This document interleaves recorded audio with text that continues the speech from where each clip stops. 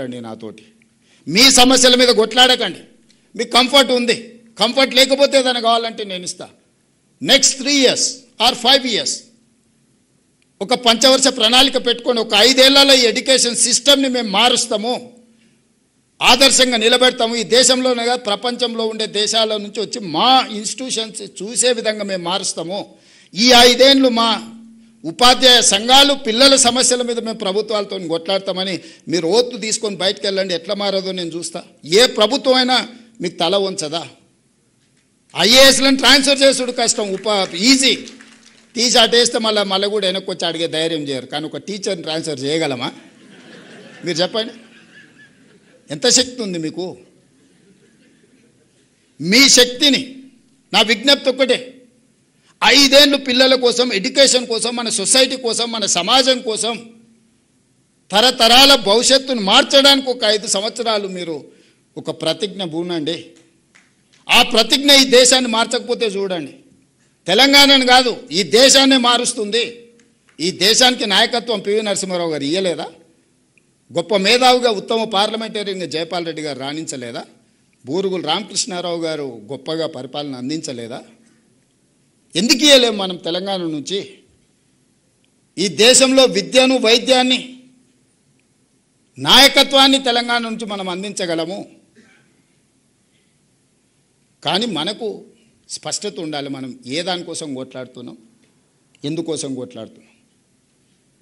దయచేసి ఉపాధ్యాయ సంఘాల నుంచి ఇక్కడికున్న నా మిత్రుల్ని, నేనేం కార్పొరేట్ స్కూల్లో చదువుకోలే, నేను గవర్నమెంట్ బడిలోనే చదువుకున్నా. నేను మొన్న కొత్తకోట పోయినప్పుడు చెప్పిన, గవర్నమెంట్ స్కూల్లో చదివితే ఏమవుతావు అని ఎవరన్నా అడిగితే తెలంగాణకు ముఖ్యమంత్రి అవుతా అని చెప్పమని. అయినా కదా కొండారెడ్డిపల్లి గవర్నమెంట్ స్కూలు, తాండ్రలనో వనపర్తిలో గవర్నమెంట్ స్కూల్ విద్యార్థి తెలంగాణ రాష్ట్రానికి ముఖ్యమంత్రి అయింది కదా. మీకు గౌరవం తగ్గే పని అయితే ఒక్కటి కూడా చేయలే కదా. చేసినా మీరు ఆశించినంత మేరకు వేళ చేసినా లేదా అంటే భిన్నాభిప్రాయాలు ఉండొచ్చు. ఏ అనుభవం లేకుండానే నేను ఆ గతంలో ఏ మంత్రి చేయలే. అనుభవం లేకపోయినా 30 నెలల నుంచి తెలంగాణ రాష్ట్రాన్ని అయితే కలగాపులగం అయితే చేయలే కదా. జాగ్రత్తగా నేను నడుపుతున్నా కదా. మరి ప్రభుత్వంలో మీరు చదువు చెప్తే చదివిన ఒక స్టూడెంట్ ఈరోజు తెలంగాణ రాష్ట్రాన్ని దారిలో పెట్టగలుగుతున్నాడు, పరిపాలన అందిస్తున్నాడు. ఈ దేశంలో చాలామంది ముఖ్యమంత్రులు లేకపోతే ఈ దేశ ప్రధానమంత్రి వచ్చినప్పుడు కూడా నాతో కలిసి పనిచేయి భవిష్యత్తు బాగుంటుంది అనే పరిస్థితి వచ్చిందని మీరు చెప్పిన చదివే కదా. నేనేం వేరే బయటికి పోలే కదా. ముఖ్యమంత్రి అయినాక పోయినా హార్వర్డ్ యూనివర్సిటీకి పోయినా. ఆ చదువు ఎట్లుంటుందో చూద్దాం మా గవర్నమెంట్ బడి కంటే అని. కానీ మీరు ఇచ్చిన ఫౌండేషనే అక్కడ నాకు పనికొచ్చింది. నేను కూడా రీసెంట్గా ఎగ్జిక్యూటివ్ ఎడ్యుకేషన్ కోసం హార్వర్డ్ పోయొచ్చిన. ఈ దేశంలో నాకు తెలిసి మరి ఎవరైనా ముఖ్యమంత్రులు పోయినో పోలేదో నాకు తెలియదు, పెద్దలు కేశవరావు గారు చెప్పాలా. ఇప్పుడున్న ఎడ్యుకేషన్ సిస్టమ్ మిమ్మల్ని పంపించడమే కాదు, as a state chief minister నేను కూడా వెళ్ళి చూసిన అసలు ఏంది. హార్వర్డ్ నుంచి గొప్ప గొప్ప మేధావులు వస్తారు, నోబెల్ గ్రహీతలు వస్తారు, యూనికార్న్స్ వస్తారు అని అంటే చూద్దాం అది కూడా అని. మీరు ఎట్లయితే 5 రోజులు morning to evening undo same exact morning 9 to evening 7 5 days continuous, ½ an hour lunch break, కంప్లీట్గా కూర్చొని వచ్చిన క్లాస్లో నేను. చూద్దాం చదువు ఎట్లుంటుందో అని. చదువుతో పాటు క్రమశిక్షణను కూడా నేర్పుతుంది క్లాస్ రూమ్. క్రమశిక్షణ లేనోడు జీవితంలో ఎందుకు పనికిరాడు. ఎందుకన్నా పనికొచ్చినా తాత్కాలికమే. తెలివి తక్కువ క్రమశిక్షణ ఉంటే ఎక్కువ పని చేయొచ్చు. తెలివి ఎక్కువ క్రమశిక్షణ లేకపోతే సరైన సమయానికి వాడు అక్కడికి రానేరాడు. దానివల్ల ఏం ఉపయోగం? మహామేధా ఉంటాడు కానీ రోజు పరీక్ష రాయకపోతే ఏమవుతాడు? అట్లనే ఈరోజు మిత్రులారా, మనందరం ఒక 5 ఏళ్ళు ఒక మంచి ఆలోచన చేద్దాం. మనం ఇబ్బందులలో ఏం లేం, ఆకలితో ఏం చచ్చిపోతలేం. కుటుంబం కూడా అత్యంత దారుణమైన పరిస్థితులలో ఏం లేం. నా టీచర్లు అందరూ మంచిగా, గౌరవంగా, ఆర్థికంగా సమాజంలో చాలామంది కంటే బాగా ఈరోజు వాళ్ళు ఉన్నారు. వాళ్ళు సంఘాలు ఒకవేళ మీకు చెప్పిన మీరు సొంతంగా ఆలోచన చేసుకోండి. మీరే నాయకులను తయారు చేసేది కూడా మీరే. 5 సంవత్సరాలు మేము పేద విద్యార్థుల కోసం, ప్రభుత్వ పాఠశాలకు వచ్చే పిల్లల కోసమే మేము అంకితం అవ్వదలుచుకున్నాము. 5 సంవత్సరాల తర్వాత మేము వెనక్కి తిరిగి చూసుకుంటాం. ఒకవేళ ఏమైనా కోల్పోతే మా రేవంత్ అన్న దగ్గరకు పోయి మేము కొట్లాడి తెచ్చుకుంటామని మీరు మనసులో పెట్టుకోండి. 34 వరకు నేనే ఉంటా, మీకు ఎవ్వరికి ఏం అనుమానం లేదు. ఈరోజు 26, 31 వరకు పిల్లల కోసం పనిచేయండి. ఈ 5 ఏళ్ళు మీ బాధ్యత నేను తీసుకుంటా. మీరు అడగకుంటేనే మీ సమస్య జెన్యూన్ ఇష్యూస్ ఏమున్నా 6 నెలలకు ఒకసారి ఒక హాఫ్ డే మీ సంఘాలను, మీ నాయకులను పిలిచి కూర్చోబెట్టి క్వాలిటీ డిస్కషన్ చేసి చీఫ్ సెక్రటరీ కానీ ఎవరికైనా, అంతెందుకు 2 విషయాలు మీతో పంచుకోదలుచుకున్నా. జనవరి 2024 1 తారీఖు కంటే ముందు ఏనాడు 1 తారీఖు మీ జీతాలు వచ్చినాయి? గుండెల మీద చేసుకొని చెప్పండి. తెలంగాణ వచ్చిన తర్వాత 10 సంవత్సరాలు 1 తారీఖు నాడు మీ ఖాతాలో జీతాలు పడ్డాయా? 24 జనవరి 1 తారీఖు నాడు మీ ఖాతాలో వేయడం మొదలుపెట్టి ఈ రోజు వరకు ఎప్పుడైనా 1 తారీఖు నాడు మీ జీతాలు ఆగినాయా చెప్పండి. ఇది ఎవ్వరు మీరు అడగలేదే, మీ సంఘాలు అడగలే, మీరు అడగలే. ప్రతి నెల 1 తారీఖు నాడు ఈ ప్రభుత్వం కోసం, ప్రజల కోసం పనిచేసే వాళ్ళకి జీతం ఇవ్వకపోతే ప్రభుత్వం వైఫల్యం చెందినట్టే. ప్రభుత్వానికి నాయకత్వం వహించిన ఎవరి కుర్చీలున్నా వాళ్ళు విఫలం చెందినట్టే అని ఒక నైతిక బాధ్యత తీసుకొని ప్రతి నెల 1 తారీఖు నాడు మీ ఖాతాలో జీతాలు వేస్తున్నా. మీ పిల్లల చదువుల కోసం, మీ ఇళ్ళ కోసం లోన్ తెచ్చుకుంటే మీ చెక్స్ డిజైనర్ అయి మీ సిబిల్ స్కోర్ పాడైపోయి మండి పద్దుల కింద మీ ఖాతాలు మారి బ్యాంకుకి వెళ్తే మీకు అప్పు పుట్టని పరిస్థితి ఉండే. ఈరోజు రెగ్యులేట్ చేసుకుంటూ వచ్చిన కదా. ఈరోజు అవుట్సోర్సింగ్ కాంట్రాక్ట్ వాళ్ళని కూడా రెగ్యులేట్ చేయమని చెప్పిన కదా. ఒకప్పుడు పాఠశాలలో ఊడ్చుకునేది మీరే, తుడుచుకునేది మీరే, గంట కొట్టుకునేది మీరే, అవునా? నేను రాగానే అమ్మ ఆదర్శ పాఠశాల పెట్టి సంఘాలకు బాధ్యత ఇచ్చి ఊడ్చే తుడిచే పని నుంచి మీకు విముక్తి కలిగించిన కదా. టీచర్ అనేవాడు క్వాలిటీ చదివియడానికి వచ్చిండు, ఊడవనికే తూడవనికే గంట కొట్టనికే కాదు. మీకున్న అనుభవాన్ని పిల్లలకు ఉపయోగించాలనేది నా ఆలోచన. పిల్లల బట్టలు కావచ్చు, డైట్ ఛార్జెస్ 10 సంవత్సరాలు పెంచకపోతే నేను వచ్చి 40% పెంచిన. కాస్మెటిక్ ఛార్జెస్ 16 ఇయర్స్ పెంచకపోతే నేను వచ్చి 210% కాస్మెటిక్ ఛార్జెస్ పెంచిన పేద పిల్లలకు. ఏవేమి చేయగలమో స్కూల్స్లలో రిఫార్మ్ తీసుకొచ్చినాం. ఈరోజు మనం సెంట్రల్ కిచెన్స్ డిజైన్ చేసి ఎంత బెస్ట్ బ్రేక్ఫాస్ట్ ఇవ్వడానికి ప్రయత్నం చేస్తున్నాం.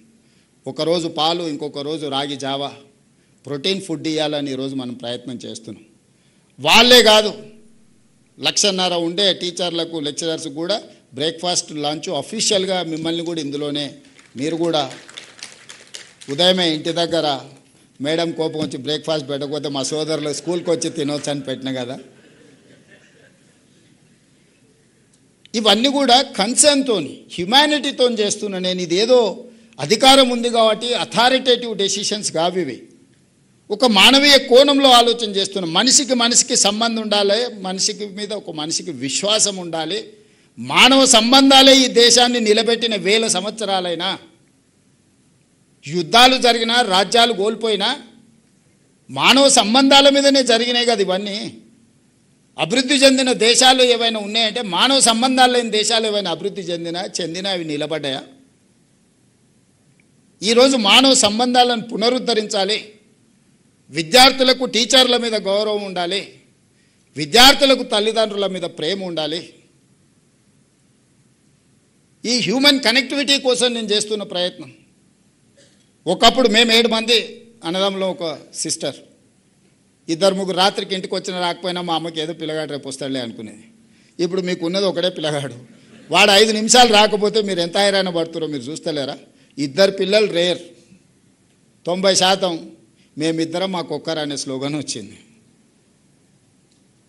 మరి ఆ పిల్లల మీద మనం ఇంత ఫోకస్ పెడుతున్నప్పుడు వాడిని తీసుకొని పోయి హాస్టల్లో వేసినాం అనుకో, హాస్టల్లో పిల్లల్ని జమ చేసిన తర్వాత ఇంట్లో చిన్న చిన్న సమస్యలు కూడా భార్యాభర్తల మధ్యలో మనస్పర్ధలు తీసుకొస్తాయి. పిల్లలు ఉంటే kids and pets are stress busters.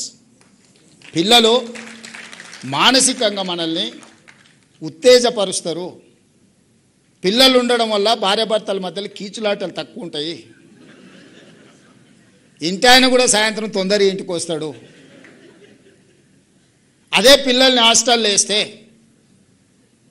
ఏదో ఒక ఇష్యూ చిన్నదో పెద్ద అంతా నేనైతే మిడిల్ క్లాస్, 90% మీరు ఉన్న వాళ్ళు అందరూ మిడిల్ క్లాసే.